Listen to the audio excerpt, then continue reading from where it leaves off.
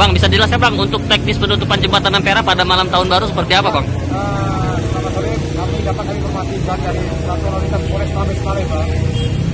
Dalam rangka menyambut malam tahun baru, ada beberapa rekayasa lalu lintas yang akan kami laksanakan untuk memastikan arus lalu lintas tetap terus kami terangkas. Di antaranya jalur yang melakukan pengalihan, yaitu jalan yang Bujara Cinde yang mengarah Air Mancur akan kita alihkan melewati Kolonel Atmo dan terjadi kepadatan di jalur Jenderal Sudirman. Itu akan kita berlakukan sejak pukul 19.00. Namun sifatnya situasional ya, tergantung situasi arus lalu lintas.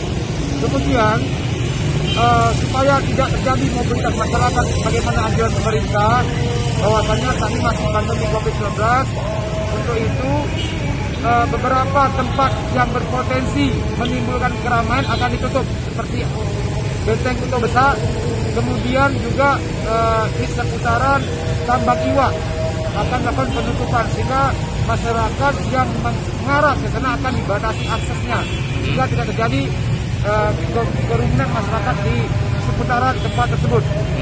Kemudian juga bahwasanya jembatan Ampera sesuai dengan instruksi Mendagri bahwa kita Palembang masih dalam PPKM level 2, yang mana aktivitas seluruh tempat aktivitas seperti pembelanjaan, mal dan sebagainya.